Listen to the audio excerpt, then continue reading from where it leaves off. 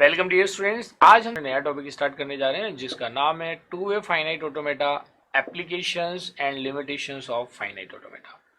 तो देखिए, जैसा आप देख पा रहे हैं आपकी स्क्रीन पे दो डिफरेंट लर्निंग आउटकम है।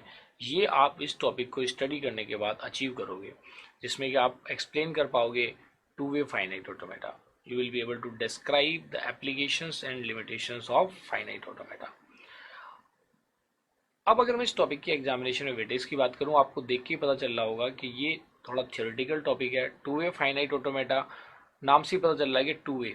अभी तक जो हमने ऑटोमेटा स्टडी करा था उसमें वो वन वे ही था बेसिकली, क्योंकि उसमें जो आपने मॉडल स्टडी किया था उसमें एक रीड हेड होता है जिसका यूनिट डायरेक्शनल मूवमेंट होता है, वो एक ही डायरेक्शन में रीड कर सकता है। अब टू वे फाइनाइट ऑटोमेटा में वो लेफ्ट भी मूव कर सकता है रीड हेड, और वो राइट भी मूव कर सकता है। तो ये हम यहाँ पे देखेंगे। बेसिकली ये भी वैसे 5 टपल्स का ही होता है जैसे हमारा 1D DFA होता है, लेकिन जो इसका ट्रांजिशन फंक्शन होता है वो डिफरेंट होता है। कैसे होता है उसको हम डिटेल में आगे डिस्कस करेंगे। नेक्स्ट है applications and limitations of finite automata. जैसे जब हमने फाइनाइट ऑटोमेटा स्टार्ट किया था तो मैंने आपको ऑटोमेटा के एप्लीकेशंस बताए थे कि इसका जो कंपाइलर डिज़ाइन में, इंटरप्रेटर में या टेक्स्ट एडिटर की डिज़ाइनिंग में हम यूज़ करते हैं ऑटोमेटा का। अब वो कैसे करते हैं वो अब हम इसी टॉपिक में देखने जा रहे हैं कि और इसके क्या क्या एप्लीकेशंस हैं। तो एप्लीकेशन मैंने आपको बताई दी, इसकी क्या क्या लिमिटेशंस हैं वो भी हम यहाँ पे डिस्कस करेंगे। जैसे फाइनाइटनेस है वो भी एक कंपोनेंट रहेगा इसकी लिमिटेशन का। तो आइए स्टार्ट करते हैं two way finite automata. It is also known as 2DFA। अब नाम से पता चल रहा है 2DFA मीन्स कि ये जो टू वे फाइनाइट ऑटोमेटा है इसका बिहेवियर कैसा होगा, डिटर्मिनिस्टिक। यहाँ पे ये चीज़ क्लियर है। अगर मैं इसके मॉडल की बात करूँ टू वे फाइनाइट ऑटोमेटा कैसे वर्क करता होगा, तो देखिए ये आपके पास कोई इनपुट टेप है, finite input tape which is divided into different cells, जैसा कि सिंपल फाइनाइट ऑटोमेटा में होता था। This is the read head और ये इसका फाइनाइट स्टेट कंट्रोल। अब ये जो रीड हेड है यहाँ पे टू वे फाइनाइट ऑटोमेटा में इसका मूवमेंट लेफ्ट भी हो सकता है और राइट भी हो सकता है। And this is input tape. ये जो इनपुट टेप है this is called finite input tape. मतलब इसके अंदर लिमिटेशंस होंगी और इस it is bounded by and markers. Suppose करो ये डॉलर वर्क कर रहे हैं एज ए एंड मार्कर। ये मान लिया डॉलर है, it is known as right end marker. This is also left end marker.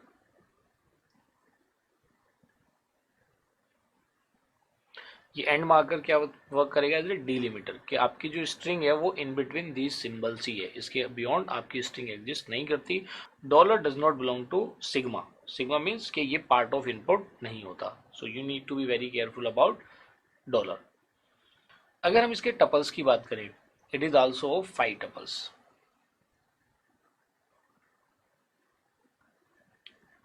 देखिए मैंने आल्सो वर्ड यूज किया क्योंकि जो डीएफए हमने स्टडी करा है, जो हमने डीएफए स्टडी करा है उस केस में भी 5 टपल्स होते हैं। या NFA Q sigma del Q naught and Q F, where capital Q is a finite non-empty set of inputs, जैसा हमने डीएफए में किया था, denoted by capital alphabets and 0 Q0 Q1 up to say Qn. Next is sigma is a finite non-empty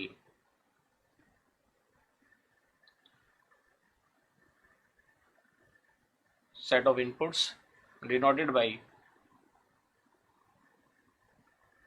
small a to z alphabets and 0 to 9 decimal. Next is Q naught. This is जैसा आप जानते हैं this is initial और starting state denoted by, वैसे ही denote करेंगे जैसे हम finite automata में करते थे। अगर हम ट्रांजिशन डायग्राम में करेंगे तो किसी स्टेट के ऊपर हम क्या मार्क कर देंगे, ट्रांजिशन डायग्राम में सर्कल विद एरो से रिप्रेजेंट करेंगे इन ट्रांजिशन डायग्राम।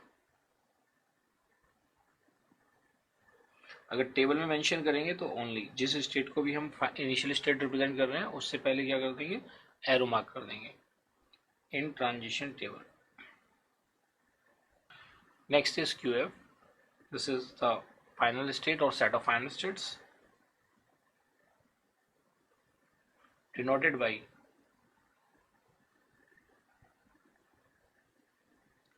डबल सर्कल और किसी स्टेट पे कुछ सिंबल मार्क कर दो etcetera in transition diagram, sorry in transition table, और डबल सर्कल के लिए in transition diagram. And last and most important जो डिफरेंशिएटर है that is delta is a transition function which maps q into sigma to q with left right movement. So आप इन तीन components को देख के ये बता सकते हैं कि ये किसके बिहेवियर को फॉलो करता है, डीएफए के बिहेवियर को फॉलो करता है. तो इसलिए इसको क्या बोलते हैं, 2DFA भी बोलते हैं. बस यहाँ पे ये लेफ्ट और right the movement is additional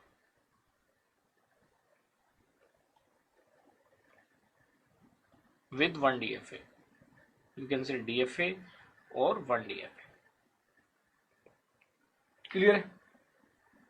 तो अगर एग्जामिनेशन में आ जाता है व्हाट इज 2A कट, अगर एग्जामिनेशन में आता है कि right short note on 2A finite automata, तो आप ये सारी चीज़ें डिटेल वहाँ पे मेंशन करेंगे और कुछ की पॉइंट्स जो मैंने अभी आपको ऊपर मॉडल एक्सप्लेन किया था उससे रिलेटेड कुछ की पॉइंट्स भी आप एक्सप्लेन करेंगे जो कि मैं यहाँ पे अभी मेंशन करने जा रहा हूँ. 2DFA is the abstract version of 1DFA और DFA. एब्स्ट्रैक्ट का मीनिंग क्या है, देखिए एब्स्ट्रैक्शन का मतलब होता है कि आप खाली इसेंशियल चीज़ों को शो करते हैं और रेस्ट ऑफ द थिंग्स को क्या कर लेते हैं, हाइड कर लेते हैं. तो इसलिए 2DFA is the abstract version of 1DFA और DFA. नेक्स्ट, तो जैसे आपने देखा था DFA और 2DFA कैसे डिफरेंशिएटर हैं, ये दोनों के मोमेंट्स में डिफरेंस होता है और दोनों की स्ट्रिंग प्रोसेसिंग में डिफरेंस होता है. Both 2DFA and DFA differs in the string processing. Next key point,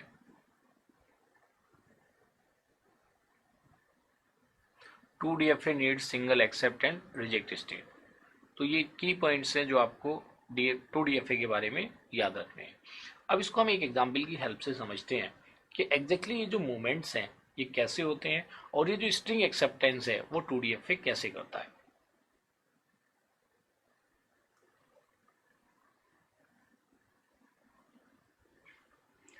ये ट्रांजिशन टेबल गिवन है और हमें चेक करना है. तो देखिए ये गिवन एक एग्जाम्पल है.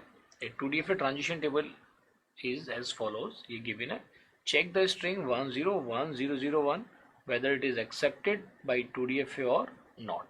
तो आइए देखते हैं इसका सॉल्यूशन. तो जैसे आप जानते हैं initial state and string to be processed is 1001. तो इसमें जो हम मूवमेंट्स के लिए यूज करते हैं, देखिए ये वाला जो सिंबल है जो मैं ऊपर मेंशन कर रहा हूँ, this symbol is use for single step move, और अगर इसके ऊपर हम एस्ट्रिक मार्क कर दें then it is use for multiple step move. ये क्लियर है.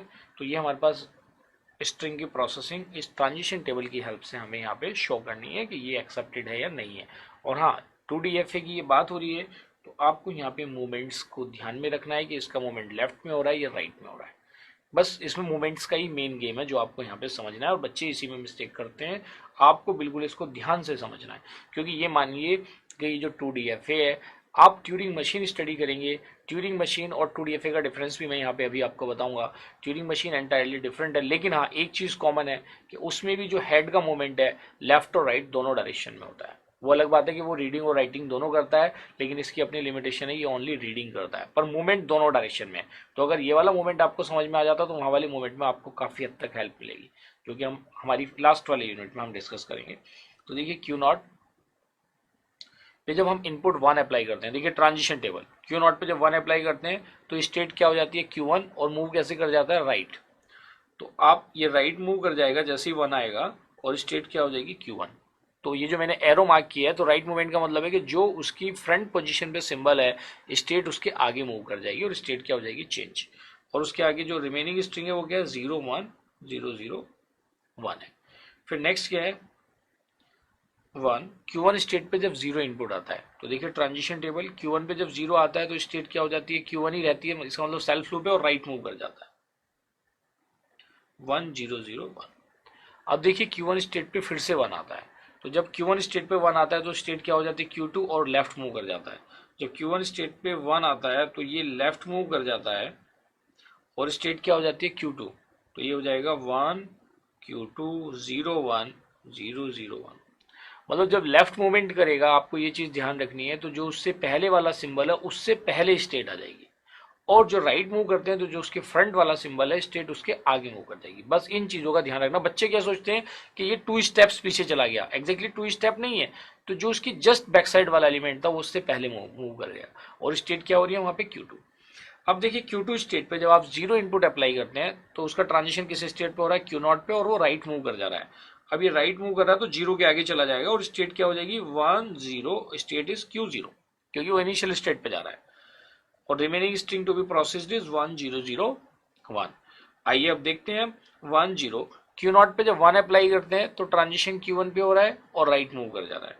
तो 1 0 1 state is Q1 and the remaining string is 0 0 1। आइए आगे देखते हैं Q1 पे जब 0 अप्लाई करते हैं तो सेल्फ लूप ही है 1 0 1 0, स्टेट क्या रहेगी Q1 0 0। फिर जब Q1 स्टेट पे, ये क्लियर है, Q1 स्टेट पे जब 0 आया है तो ट्रांजिशन Q1 पे ही है और वो राइट मूव कर गया। नेक्स्ट देखिए आप Q1 स्टेट पे जब 0 आता है तो फिर से सेम सिचुएशन है, ये राइट मूव कर जाएगा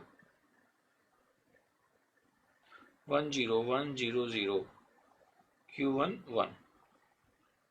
अब Q1 स्टेट पे जब 1 आता है तो उसका ट्रांजिशन किस स्टेट पे हो रहा है Q2 पे और लेफ्ट हो रहा है। ये लेफ्ट हो रहा है और स्टेट क्या हो जाएगी Q2, ये हो जाएगा 1 0 1 0 Q2 0 1। क्लियर है। अब आइए इसके आगे का ट्रांजिशन देखते हैं। Q2 स्टेट पे जब 0 अप्लाई करते हैं तो उसका ट्रांजिशन किस स्टेट पे हो रहा है Q0 पे और वो राइट मूव कर जा रहा है। जब वो राइट मूव कर रहा है तो ये नेक्स्ट ट्रांजिशन स्टेट क्या हो जाएगी आपकी 1 0। लास्ट वाली आईडी से देखिए 1 0 1 0 0 एंड Q0 1। अब Q0 पे जब आप 1 अप्लाई करते हैं तो उसका ट्रांजिशन किस स्टेट पे हो रहा है Q1 पे, देखिए ऊपर, और मूवमेंट कैसे हो रहा है राइट। आपने देखा 1 0 1 0 0 1 एंड Q1। तो आपने देखा कि आपकी जो स्ट्रिंग है वो कंप्लीटली प्रोसेस हो चुकी है। कंप्लीटली प्रोसेस होने के बाद जो स्टेट है वो क्या है Q1 and Q1 is final state. तो जैसा हम डीएफए के केस में भी जानते हैं कि कोई भी स्ट्रिंग डीएफए के थ्रू कब एक्सेप्टेड कराती है, जब उसको स्टार्टिंग स्टेट से स्टार्ट करें, कंप्लीट स्ट्रिंग प्रोसेस होने के बाद फाइनली हम कहाँ पे पहुंचे फाइनल स्टेट पे, तो वो स्टेट क्या कहलाती, वो स्ट्रिंग क्या कहलाती है एक्सेप्टेड। तो ये फाइनल स्टेट है, so the given string is accepted. और स्ट्रिंग प्रोसेस करने के बाद ये Q1 के अलावा किसी और स्टेट पे होता तो आप क्या मेंशन कर देते, इट इज नॉट एक्सेप्टेड। तो बेसिकली आपको इन चीज़ों का ध्यान रखना है जो मैंने मूवमेंट्स वहाँ पे कराए हैं। मूवमेंट्स प्लेज वाइटल रोल, क्योंकि इसी में आपने एक जरा सी मिस्टेक भी कर दी तो आप फाइनल स्टेट, मतलब आप जो फाइनल पहुंचने जा रहे हैं जिस स्टेट पे, आप उस पर ना पहुंच के कहीं और पहुंच जाएंगे और आपका आंसर गलत हो जाएगा। So be careful during the string acceptance process of two-way finite automata, और specifically you have to concentrate on the movements, इसलिए मैंने एरो मार्क करके movements को मेंशन किया है। क्लियर है। तो आइए अब देखते हैं कि ये 2DFA ट्यूरिंग मशीन से कैसे डिफरेंट होता है। ट्यूरिंग मशीन अभी हमने डिस्कस नहीं करी, लेकिन ब्रीफ में मैं यहाँ पे आपको बता दूंगा। लेकिन जब मैं ट्यूरिंग मशीन आपको पढ़ाऊंगा अपकमिंग टॉपिक्स में, जब हम स्टडी करेंगे तब मैं आपको बताऊंगा कि मैंने वहाँ पे आपको ये 2 मेन डिफरेंसेस लिखवाए थे 2DFA और ट्यूरिंग मशीन में। ये जनरल कन्फ्यूजन रहता है, ये कन्फ्यूजन आपका एराइज होगा जब हम ट्यूरिंग मशीन स्टडी करेंगे, लेकिन मैं उसको डिफरेंस की फॉर्म में यहीं पे आपको नोट करा देता हूँ।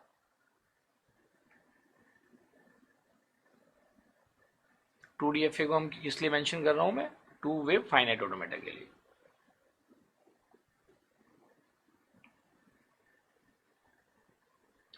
तो जैसे मैंने आपको स्टार्टिंग में बताया है कि जो टू वे फाइनाइट, जब भी डिफरेंस की फॉर्म में कोई क्वेश्चन आएगा तो आप उसे टेबुलर फॉर्म में रिप्रेजेंट करेंगे, से to way finite automata and Turing machine. ये ट्यूरिंग मशीन अभी हमने पढ़ी नहीं है, लेकिन ये डिफरेंस हम तब भी डिस्कस कर लेंगे ब्रीफ में, आपको यहाँ पे ये चीज़ें समझ में आ जाएंगी, ऐसा नहीं है कि ये समझ ही नहीं आएंगी।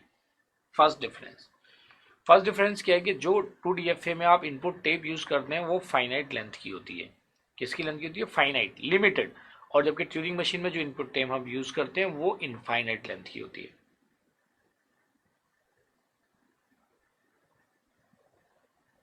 एक डिफरेंस देखा, to way finite automata finite tape को यूज करता है, मतलब फाइनाइट लेंथ टेप यूज करता है, और Turing machine use infinite length tape. Second, जो इसमें हेड यूज होता है टू वे फाइनाइट ऑटोमेटा में, that is read head. Read head का मतलब क्या हुआ? खाली वो रीडिंग कर सकता है, जबकि जो ट्यूरिंग मशीन का हेड है वो रीड और राइटिंग दोनों परफॉर्म कर सकता है। क्लियर? थर्ड डिफरेंस जो इसमें आता है वो होता है मेमोरी का। अगर finite to way finite automata की बात करें तो वहाँ पे फाइनाइट मेमोरी होती है, जबकि अगर हम ट्यूरिंग मशीन की बात करें तो वहाँ पे अनलिमिटेड मेमोरी होती है। So these are the three differences. So in case of two-way finite automata, finite memory is required, while in case of Turing machine, there is no limit on the memory. So these are the three key differences between two-way finite automata and Turing machine. ठीक है, ये TM stands for Turing machine. ये हम आगे discuss करेंगे क्योंकि ये type 0 grammar में आती है, टाइप 0 ग्रामर को एक्सेप्ट करती है। क्लियर है? So this is all about finite, to way finite automata. तो देखिए, जो हमारा इस टॉपिक का फर्स्ट लर्निंग आउटकम था वो हमने यहाँ पे अचीव कर लिया है। अगर आप देख पा रहे हैं, explain two way finite automata. So now let us have a knowledge check.